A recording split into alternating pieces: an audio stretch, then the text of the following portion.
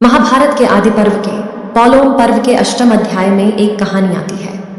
पूर्व काल में स्थूलकेश नाम के महर्षि थे जो तप और विद्या से संपन्न थे।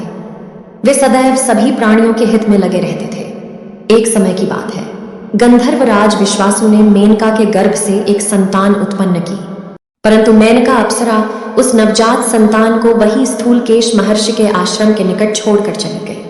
तब तेजस्वी महर्षि स्थूलकेश ने एकांत स्थान में त्यागी हुई उस कन्या को देखा और उसका पालन पोषण करने लगे। महर्षि स्थूलकेश ने उस कन्या के सारे संस्कार विधिपूर्वक संपन्न किए। वह कन्या रूप, बुद्धि और सभी अन्य उत्तम गुणों से संपन्न थी। संसार के समस्त सुंदर स्त्रियों में भी अत्यंत सुंदर मालूम पड़ती थी, इसलिए महर्षि ने उसका नाम प्रमदवरा रख दिया। एक दिन महात्मा रुरु ने महर्षि के आश्रम में उस प्रमदवरा को देखा और देखते ही उसे अपना हृदय समर्पण कर दिया।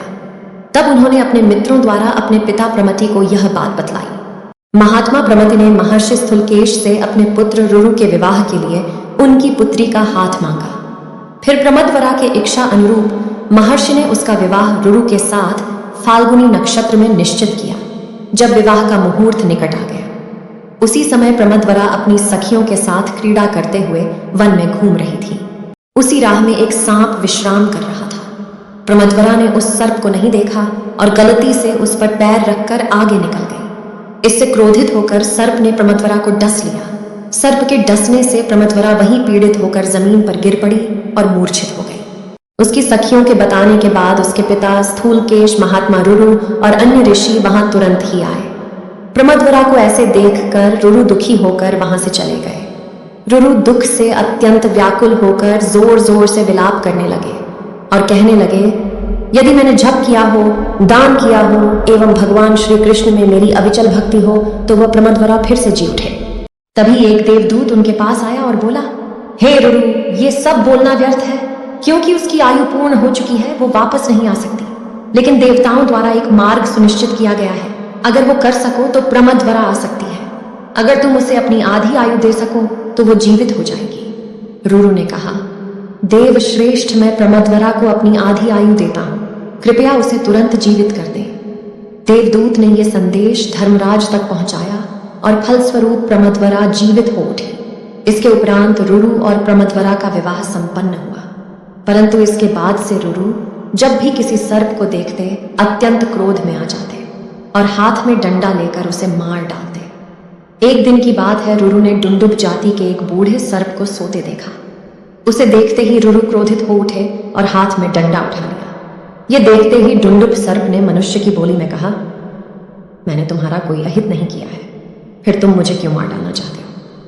रुरु ने कहा कि मेरी प्राणप्रिया को जिस दिन सर्प ने डस लिया था, उसी दिन मैंने ये प्रतिज्ञा की थी कि मैं जिस सर्प को देख लूंगा उसे वही मार डालूंगा, और उसी प्रतिज्ञा के अनुरूप मैं तुम्हें मार डालना चाहता हूं।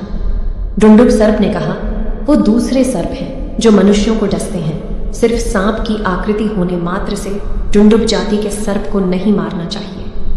यह सुनकर रुरु ने उसका वध नहीं किया। रुरु ने उससे आगे पूछा, भुजंगम, तुम कौन हो और किस हेतु इस योनि में पड़े हुए हो?